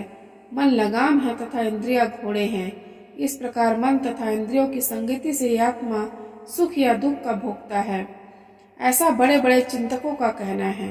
यद्यपि बुद्धि को मन का नियंत्रण करना चाहिए, किंतु मन इतना प्रबल तथा हठी है कि इसे अपने बुद्धि से भी जीत पाना कठिन हो जाता है। जिस प्रकार की अच्छी से अच्छी दवा द्वारा कभी कभी रोग वश में नहीं हो पाता, ऐसे प्रबल मन को योगाभ्यास द्वारा वश में किया जा सकता है, किंतु ऐसा अभ्यास कर पाना अर्जुन जैसे संसारी व्यक्ति के लिए कभी भी व्यवहारिक नहीं होता। तो फिर आधुनिक मनुष्य के संबंध में क्या कहा जाए। यहाँ पर प्रयुक्त उपमा अत्यंत उपयुक्त है। झंझावात को रोक पाना कठिन होता है और उच्छृंखल मन को रोक पाना तो और भी कठिन है। मन को वश में रखने का सरलतम उपाय जिसे भगवान चैतन्य ने सुझाया है, यह है कि समस्त दैन्यता के साथ मोक्ष के लिए हरे कृष्ण महामंत्र का कीर्तन किया जाए। विधि यह है, स वै मना कृष्ण पदारविंद्योः। मनुष्य को चाहिए कि वह अपने मन को पूर्णतया कृष्ण में लगाए, तभी मन को विचलित करने के लिए अन्य व्यवस्थाएं शेष नहीं रह जाएंगी। श्लोक 35। भगवान श्री कृष्ण ने कहा, हे महाभाव कुंती पुत्र, निसंदेह चंचल मन को वश में करना अत्यंत कठिन है, किंतु उपयुक्त अभ्यास द्वारा तथा विरक्ति द्वारा ऐसा संभव है। इसका तात्पर्य है अर्जुन द्वारा व्यक्त इस हठीले मन को वश में करने की कठिनाई को भगवान स्वीकार करते हैं, किंतु साथ ही वे सुझाते हैं कि अभ्यास तथा वैराग्य द्वारा यह संभव है, यह अभ्यास क्या है? वर्तमान युग में तीर्थवास, परमात्मा का ध्यान, मन तथा इंद्रियों का निग्रह, ब्रह्मचर्य पालन, एकांतवास आदि कठोर विधि विधानों का कर पाना संभव नहीं है, किंतु कृष्ण भावनामृत के अभ्यास से मनुष्य भगवान की नवधा भक्ति का आचरण करता है। ऐसी भक्ति का प्रथम अंग है कृष्ण के विषय में श्रवण करना। मन को समस्त प्रकार की दुश्चिंताओं से शुद्ध करने के लिए यह परम शक्तिशाली एवं दिव्य विधि है। कृष्ण के विषय में जितना ही अधिक श्रवण किया जाता है, उतना ही मनुष्य उन वस्तुओं के प्रति अनासक्त होता है जो मन को कृष्ण से दूर ले जाने वाली हैं। मन को उन सारे कार्यों से विरक्त कर लेने पर, जिनसे कृष्ण का कोई संबंध नहीं है, मनुष्य सुगमता पूर्वक वैराग्य सीख सकता है। वैराग्य का अर्थ है पदार्थ से विरक्ति और मन का आत्मा में प्रवृत्त होना। निर्विशेष आध्यात्मिक विरक्ति कृष्ण के कार्यकलापों में मन को लगाने की अपेक्षा अधिक कठिन है। यह व्यवहारिक है क्योंकि कृष्ण के विषय में श्रवण करने से मनुष्य स्वतः परमात्मा के प्रति आसक्त हो जाता है। यह आसक्ति परेशानुभूति या आध्यात्मिक तुष्टि कहलाती है। यह वैसे ही है जिस तरह भोजन के प्रत्येक कौर से भूखे को तुष्टि प्राप्त होती है। भूख लगने पर मनुष्य जितना अधिक खाता है, उतनी अधिक तुष्टि और शक्ति उससे मिलती जाती है। इसी प्रकार भक्ति संपन्न करने से दिव्य तुष्टि की अनुभूति होती है, क्योंकि मन भौतिक वस्तुओं से विरक्त हो जाता है। यह कुछ वैसा ही है जैसे कुशल उपचार तथा सुपथ्य द्वारा रोग का इलाज। अतः भगवान कृष्ण के कार्यकलापों का श्रवण उन्मत्त मन का कुशल उपचार है, और कृष्ण को अर्पित भोजन ग्रहण करना रोगी के लिए उपयुक्त पथ्य है। यह उपचार ही कृष्ण भावनामृत की विधि है। श्लोक 36। जिसका मन उच्छृंखल है, उसके लिए आत्म साक्षात्कार कठिन कार्य होता है, किंतु जिसका मन संयमित है और जो समुचित उपाय करता है, उसकी सफलता ध्रुव है। ऐसा मेरा मत है। इसका तात्पर्य है, भगवान घोषणा करते हैं कि जो व्यक्ति अपने मन को भौतिक व्यापारों से विलग करने का समुचित उपचार नहीं करता, उसे आत्म साक्षात्कार में शायद ही सफलता प्राप्त हो सके। भौतिक भोग में मन लगाकर योग का अभ्यास करना मानो अग्नि में जल डालकर उसे प्रज्वलित करने का प्रयास करना हो। मन का निग्रह किए बिना योगाभ्यास समय का अपव्यय है।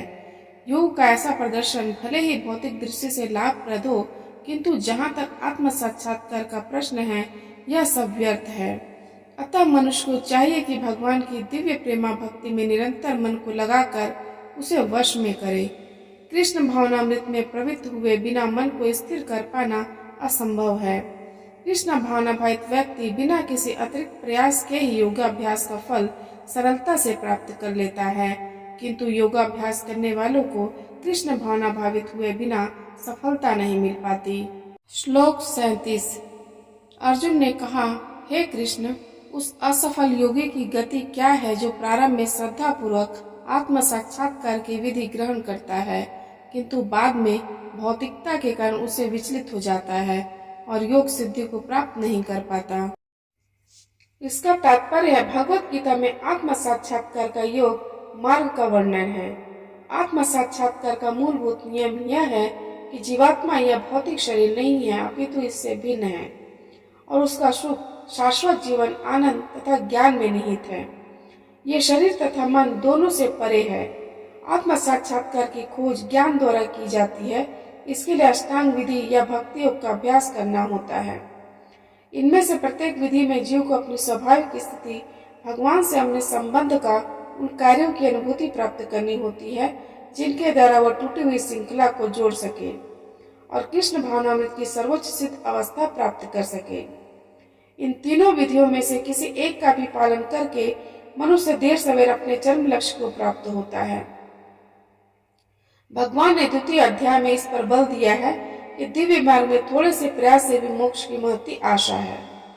इन तीनों में से इस योग के लिए भक्ति योग विशेष रूप से उपयुक्त है, क्योंकि इस साक्षात्कार की यह श्रेष्ठतम प्रत्यक्ष विधि है। अतः अर्जुन पुनः आश्वस्त होने की दृष्टि से भगवान कृष्ण से अपने पूर्व कथन की पुष्टि करने को कहता है। भले ही कोई आत्म साक्षात्कार के मार्ग को निष्ठापूर्वक क्यों न स्वीकार करे, किंतु ज्ञान के अनुशीलन विधि तथा अष्टांग योग का अभ्यास इस युग के लिए सामान्यतः बहुत कठिन है। अतः निरंतर प्रयास होने पर भी मनुष्य अनेक कारणों से असफल हो सकता है। पहला कारण तो यह हो सकता है कि मनुष्य इस विधि का पालन करने में पर्याप्त सतर्क न रह पाए। दिव्य मार्ग का अनुसरण बहुत कुछ माया के ऊपर धावा बोलना जैसा है। फलतः जब ये मनुष्य माया के पास से छूटना चाहता है, तब वह विविध प्रलोभने के द्वारा अभ्यासकर्ता को पराजित करना चाहती है। बद्ध जीव पहले से प्रकृति के गुणों द्वारा मोहित होता है और दिव्य अनुशासनों का पालन करते समय भी उसके पुनः मोहित होने की संभावना बनी रहती है। यही योगाचलितम मानस अर्थात दिव्य पद से विचलन कहलाता है। अर्जुन आत्म साक्षात्कार के मार्ग से विचलन के प्रभाव के संबंध में जिज्ञासा करता है। श्लोक 38। हे महाबाहु कृष्ण, क्या ब्रह्म प्राप्ति के मार्ग से भ्रष्ट ऐसा व्यक्ति आध्यात्मिक तथा भौतिक दोनों ही सफलताओं से च्युत नहीं होता और छिन्न भिन्न बादल की भांति विनष्ट नहीं हो जाता, जिसके फलस्वरूप उसके लिए किसी लोक में कोई स्थान नहीं रहता। इसका तात्पर्य है उन्नति के दो मार्ग हैं। भौतिकतावादी व्यक्तियों की अध्यात्म में कोई रुचि नहीं होती, अतः वे आर्थिक विकास द्वारा भौतिक प्रगति में अत्यधिक रुचि लेते हैं, या फिर समुचित कार्य द्वारा उच्चतर लोकों को प्राप्त करने में अधिक रुचि रखते हैं। यदि कोई अध्यात्म के मार्ग को चुनता है तो उसे सभी प्रकार के तथाकथित भौतिक सुख से विरक्त होना पड़ता है। यदि महत्वाकांक्षी ब्रह्मवादी असफल होता है तो वह दोनों ओर से जाता है। दूसरे शब्दों में वह न तो भौतिक सुख को भोग पाता है, न आध्यात्मिक सफलता ही प्राप्त कर सकता है। उसका कोई स्थान नहीं रहता, वह छिन्न भिन्न बादल के समान होता है। कभी कभी आकाश में एक बादल छोटे बादल खंड से विलग होकर एक बड़े खंड से जा मिलता है, किंतु यदि वह बड़े खंड से नहीं जुड़ पाता तो वायु उसे बहा ले जाती और विराट आकाश में लुप्त हो जाता है। ब्रह्मण अति ब्रह्म साक्षात्कार का मार्ग है, जो अपने आप को परमेश्वर का अभिन्न अंश जान लेने पर प्राप्त होता है, और यह परमेश्वर ब्रह्म परमात्मा तथा भगवान रूप में प्रकट होता है। भगवान श्री कृष्ण परम सत्य के पूर्ण प्राकट्य हैं, अतः जो इस परम पुरुष की शरण में जाता है वही सफल योगी है। ब्रह्म तथा परमात्मा साक्षात्कार के माध्यम से जीवन के इस लक्ष्य तक पहुँचने में अनेकानेक जन्म लग जाते हैं। अतः दिव्य साक्षात्कार का सर्वश्रेष्ठ मार्ग भक्ति योग या कृष्ण भावनामृत की प्रत्यक्ष विधि है। श्लोक 39। हे कृष्ण, यही मेरा संदेह है और मैं आपसे इसे पूर्णतया दूर करने की प्रार्थना कर रहा हूँ। आपके अतिरिक्त अन्य कोई ऐसा नहीं है जो इस संदेह को नष्ट कर सके। इसका तात्पर्य है कृष्ण भूत वर्तमान तथा भविष्य के जानने वाले हैं। भगवत गीता के प्रारंभ में भगवान ने कहा है कि सारे जीव व्यष्टि रूप में भूतकाल में विद्यमान थे, इस समय विद्यमान हैं और भवबंधन से मुक्त होने पर भविष्य में भी व्यष्टि रूप में बने रहेंगे। इस प्रकार उन्होंने व्यष्टि जीव के भविष्य विषयक प्रश्न का स्पष्टीकरण कर दिया है। अब अर्जुन असफल यौगिकों के भविष्य के विषय में जानना चाहता है। कोई न तो कृष्ण के समान है, न ही उनसे बड़ा। तथा कथित बड़े बड़े ऋषि तथा दार्शनिक जो प्रकृति की कृपा पर निर्भर हैं, निश्चय ही उनकी समता नहीं कर सकते। अतः समस्त संदेहों का पूरा पूरा उत्तर पाने के लिए कृष्ण का निर्णय अंतिम तथा पूर्ण है, क्योंकि वे भूत वर्तमान तथा भविष्य के गाता हैं, किंतु उन्हें कोई भी नहीं जानता। कृष्ण तथा कृष्ण भावना भावित व्यक्ति ही जान सकते हैं कि कौन क्या है। श्लोक 40। भगवान ने कहा, हे पृथा पुत्र, कल्याण कार्यों में निरत योगी का न तो इस लोक में और न परलोक में ही विनाश होता है। हे मित्र, भलाई करने वाला कभी बुराई से पराजित नहीं होता। इसका तात्पर्य है श्रीमद् भागवत में श्री नारद मुनि व्यास देव को इस प्रकार उपदेश देते हैं। त्यक्त्वा स्वधर्मम चन्नाम्बुजम हरेर भज पक्को अत्येतो यदि यत्र को वा भद्रम भूत मुस्य किम को वार आप तो अभजताम स्वधर्मतः। अर्थात यदि कोई समस्त भौतिक आशाओं को त्याग कर भगवान की शरण में जाता है तो इसमें न तो कोई क्षति होती और न पतन। दूसरी ओर अभक्त जन अपने अपने व्यवसाय में लगे रह सकते हैं, फिर भी वे कुछ प्राप्त नहीं कर पाते। भौतिक लाभ के लिए अनेक शास्त्रीय तथा लौकिक कार्य हैं। जीवन में आध्यात्मिक उन्नति अर्थात कृष्ण भावनामृत के लिए योगी को समस्त भौतिक कार्यकलापों का परित्याग करना होता है। कोई यह तर्क कर सकता है कि यदि कृष्ण भावनामृत पूर्ण हो जाए तो इसे सर्वोच्च सिद्धि प्राप्त हो सकती है, किंतु यदि यह सिद्धि प्राप्त न हो पाई तो भौतिक एवं आध्यात्मिक दोनों दृष्टियों से मनुष्य को क्षति पहुंचती है। शास्त्रों का आदेश है कि यदि कोई स्वधर्म का आचरण नहीं करता तो उसे पाप फल भोगना पड़ता है। अतः जो दिव्य कार्यों को ठीक से नहीं कर पाता उसे फल भोगना होता है। भागवत पुराण आश्वस्त करता है कि असफल योगी को चिंता करने की आवश्यकता नहीं है। भले उसे ठीक से स्वधर्माचरण न करने का फल भोगना पड़े तो भी वह घाटे में नहीं रहता, क्योंकि शुभ कृष्ण भावनामृत कभी विस्मृत नहीं होता। जो इस प्रकार से लगा रहता है कि वह अगले जन्म में निम्न योनि में भी जन्म लेकर पहले की भांति भक्ति करता है। दूसरी ओर जो केवल नित्य कार्यों को दृढ़ता पूर्वक करता है, किंतु यदि उसे कृष्ण भावनामृत का अभाव है तो आवश्यक नहीं कि उसे शुभ फल प्राप्त हो। इस श्लोक का तात्पर्य इस प्रकार है, मानवता के दो विभाग किए जा सकते हैं, नियमित तथा अनियमित। जो लोग अगले जन्म तथा मुक्ति के ज्ञान के बिना पार्श्विक इंद्रिय तृप्ति में लगे रहते हैं वे अनियमित विभाग में आते हैं। जो लोग शास्त्रों में वर्णित कर्तव्य के सिद्धांतों का पालन करते हैं वे नियमित विभाग में वर्गीकृत होते हैं। अनियमित विभाग के संस्कृत तथा असंस्कृत, शिक्षित तथा अशिक्षित, बलि तथा निर्बल लोग पार्श्विक वृत्तियों से पूर्ण होते हैं। उनके कार्य कभी भी कल्याणकारी नहीं होते, क्योंकि वे पशुओं की भांति आहार, निद्रा, भय तथा मैथुन का भोग करते हुए संसार में निरंतर रहते हैं, जो सदा ही दुखमय है। किंतु जो लोग शास्त्रीय आदर्शों के अनुसार संयमित रहते हैं और इस प्रकार का क्रमशः कृष्ण भावनामृत को प्राप्त होते हैं वे निश्चित रूप से जीवन में उन्नति करते हैं। कल्याण मार्ग के अनुयायियों को 3 वर्गों में विभाजित किया जा सकता है। पहला, भौतिक संपन्नता का उपभोग करने वाले शास्त्रीय विधि विधानों के अनुयायी। दूसरा, इस संसार से मुक्ति पाने के लिए प्रयत्नशील लोग। तथा तीसरा, कृष्ण भावनामृत के भक्त। प्रथम वर्ग के अनुयायियों को पुनः 2 श्रेणियों में विभाजित किया जा सकता है। सकाम कर्मी तथा इंद्रिय तृप्ति की इच्छा न करने वाले। सकाम कर्मी जीवन के उच्चतर स्तर तक उठ सकते हैं, यहाँ तक कि स्वर्ग लोक को जा सकते हैं, तो भी संसार से मुक्त न होने के कारण वे सही ढंग से शुभ मार्ग का अनुगमन नहीं करते। शुभ कर्म तो वे हैं जिनसे मुक्ति प्राप्त हो। कोई भी ऐसा कार्य जो परम आत्म साक्षात्कार या देहात्म बुद्धि से मुक्ति को उन्मुख नहीं होता वह रंच मात्र भी कल्याणप्रद नहीं होता।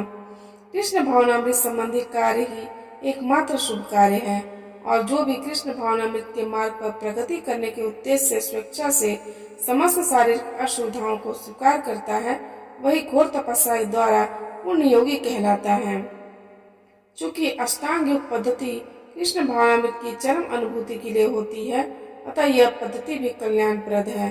अतः जो कोई इस दिशा में यथाशक्य प्रयास करता है उसे कभी अपने पतन के प्रति भयभीत नहीं होना चाहिए। श्लोक 41।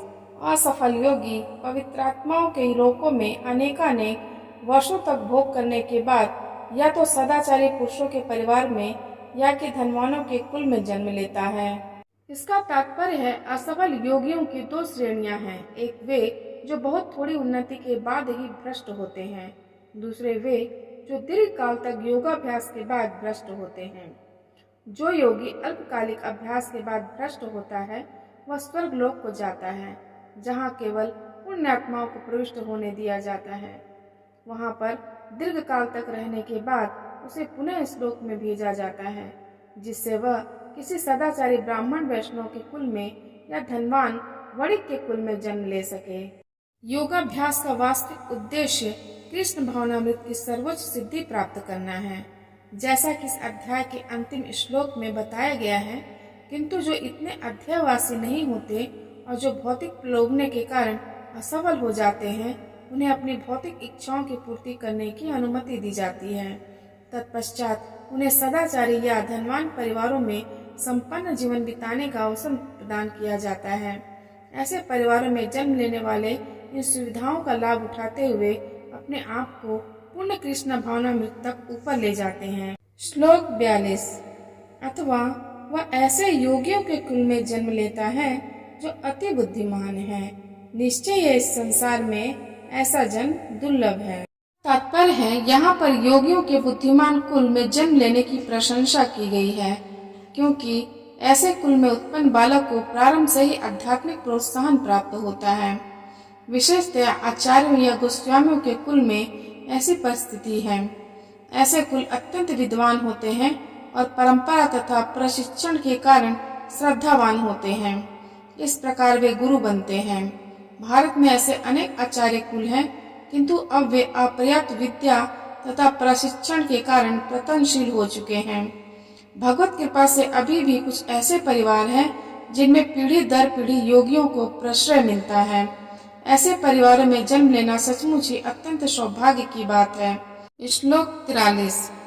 हे कुरुनंदन, ऐसा जन्म पाकर वो अपने पूर्व जन्म की दैवी चेतना को पुनः प्राप्त करता है और पूर्ण सफलता प्राप्त करने के उद्देश्य से वह आगे उन्नति करने का प्रयास करता है।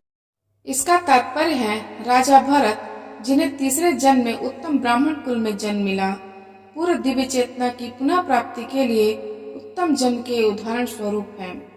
भरत विश्व भर के सम्राट थे और तभी से यह लोक देवताओं के बीच भारतवर्ष के नाम से विख्यात है। पहले यह इलावृत वर्ष के नाम से ज्ञात था। भरत ने अल्पायु में ही आध्यात्मिक सिद्धि के लिए संन्यास ग्रहण कर लिया था, किंतु वे सफल नहीं हो सके। अगले जन्म में उन्हें उत्तम ब्राह्मण कुल में जन्म लेना पड़ा और वे जड़ भरत कहलाए, क्योंकि वे एकांतवास करते थे तथा किसी से बोलते न थे। बाद में राजा रहुगण ने इन्हें महानतम योगी के रूप में पाया। उनके जीवन से यह पता चलता है कि दिव्य प्रयास अथवा योगाभ्यास कभी व्यर्थ नहीं जाता। भगवत कृपा से योगी को कृष्ण भावनामृत में पूर्ण सिद्धि प्राप्त करने के बारंबार सुयोग प्राप्त होते रहते हैं। श्लोक 44। अपने पूर्व जन्म की दैवी चेतना से वह न चाहते हुए भी स्वतः योग के नियमों की ओर आकर्षित होता है। ऐसा जिज्ञासु योगी शास्त्रों के अनुष्ठानों से परे स्थित होता है। इसका तात्पर्य है उन्नत योगी जन शास्त्रों के अनुष्ठानों के प्रति अधिक आकृष्ट नहीं होते, किंतु योग नियमों के प्रति स्वतः आकृष्ट होते हैं, जिनके द्वारा वे कृष्ण भावनामृत में आरूढ़ हो सकते हैं। श्रीमद् भागवत में उन्नत योगियों द्वारा वैदिक अनुष्ठानों के प्रति अवहेलना की व्याख्या इस प्रकार की गई है कि हे भगवान, जो लोग आपके पवित्र नाम का जप करते हैं वे चंडालों के परिवारों में जन्म लेकर भी आध्यात्मिक जीवन में अत्यधिक प्रगत होते हैं। ऐसे जपकर्ता निसंदेह सभी प्रकार के तप और यज्ञ कर चुके होते हैं, तीर्थ स्थानों में स्नान कर चुके होते हैं और समस्त शास्त्रों का अध्ययन कर चुके होते हैं। इसका सुप्रसिद्ध उदाहरण भगवान चैतन्य ने प्रस्तुत किया है, जिन्होंने ठाकुर हरिदास को अपने परम प्रिय शिष्य के रूप में स्वीकार किया। यद्यपि हरिदास का जन्म एक मुसलमान परिवार में हुआ था, किंतु भगवान चैतन्य ने उन्हें नामाचार्य की पदवी प्रदान की, क्योंकि वे प्रतिदिन नियम पूर्वक 3 लाख भगवान के पवित्र नामों हरे कृष्ण कृष्ण कृष्ण हरे हरे राम राम राम हरे हरे का जप करते थे। और चूंकि वे निरंतर भगवान के पवित्र नाम का जप करते रहते थे, अतः यह समझा जाता है कि पूर्व जन्म में उन्होंने शब्द ब्रह्म नामक वेद वर्णित कर्म कांडों को पूरा किया होगा। अतएव जब तक कोई पवित्र नाम नहीं होता, तब तक कृष्ण भावनामृत के नियमों को ग्रहण नहीं करता या भगवान के पवित्र नाम हरे कृष्ण का जाप नहीं कर सकता। श्लोक 45। और जब योगी समस्त कलमश से शुद्ध होकर सच्ची निष्ठा से आगे प्रगति करने का प्रयास करता है, तो अंततोगत्वा अनेकानेक जन्मों के अभ्यास के पश्चात सिद्धि लाभ करके वह परम गंतव्य को प्राप्त करता है। तात्पर्य है सदाचारी, धनवान या पवित्र कुल में उत्पन्न पुरुष योगाभ्यास के अनुकूल परिस्थिति से सचेष्ट हो जाता है, अतः वह दृढ़ संकल्प करके अपने अधूरे कार्य को करने में लग जाता है और इस प्रकार वह अपने को समस्त भौतिक कलमश से शुद्ध कर लेता है। समस्त कलमश से मुक्त होने पर उसे परम सिद्धि कृष्ण भावनामृत प्राप्त होती है। कृष्ण भावनामृत ही समस्त कलमश से मुक्त होने की पूर्ण अवस्था है। इसकी पुष्टि भगवत गीता में हुई है। एषाम त्वंत गतम पापम जनानाम पुण्य कर्मणाम ते द्वंद्व मोह निर्मुक्ता भजन्ते मां दृढ़व्रताः। अर्थात अनेक जन्मों तक पुण्य कर्म करने से जब कोई समस्त कलमश तथा मोहमय द्वंद्वों से पूर्णतया मुक्त हो जाता है, तभी वह भगवान की दिव्य प्रेमा भक्ति में लग पाता है। श्लोक 46। योगी पुरुष तपस्वी से, ज्ञानी से तथा सकाम कर्मी से बढ़कर होता है, अतः हे अर्जुन, तुम सभी प्रकार से योगी बनो। इसका तात्पर्य है जब हम योग का नाम लेते हैं तो हम अपनी चेतना को परम सत्य के साथ जोड़ने की बात करते हैं। विविध अभ्यासकर्ता इस पद्धति को ग्रहण की गई विशेष विधि के अनुसार विभिन्न नामों से पुकारते हैं। जब यह योग पद्धति सकाम कर्मों से मुख्यतः संबंधित होती है तो कर्म योग कहलाती है। जब यह चिंतन से संबंधित होती है तो ज्ञान योग कहलाती है, और जब यह भगवान की भक्ति से संबंधित होती है तो भक्ति योग कहलाती है। भक्ति योग या कृष्ण भावनामृत समस्त योगी की परम सिद्धि है, जैसा कि अगले श्लोक में बताया जाएगा। भगवान ने यहाँ पर योग की श्रेष्ठता की पुष्टि की है, किंतु उन्होंने इसका उल्लेख नहीं किया कि यह भक्ति योग से श्रेष्ठ है। भक्ति योग पूर्ण आत्मज्ञान है, अतः इससे बढ़कर कुछ भी नहीं है। आत्मज्ञान के बिना तपस्या अपूर्ण है। परमेश्वर के प्रति समर्पित हुए बिना ज्ञान योग भी अपूर्ण है। सकाम कर्म भी कृष्ण भावनामृत के बिना समय का अपव्यय है। अतः यहाँ पर योग का सर्वाधिक प्रशंसित रूप भक्ति योग है, और इसकी अधिक व्याख्या अगले श्लोक में की गई है। श्लोक 47। और समस्त योगियों में से जो योगी अत्यंत श्रद्धा पूर्वक मेरे परायण है, अपने अंतःकरण में मेरे विषय में सोचता है और मेरी दिव्य प्रेमा भक्ति करता है, वह योग में मुझसे परम अंतरंग रूप में युक्त रहता है और सबों में सर्वोच्च है। यही मेरा मत है।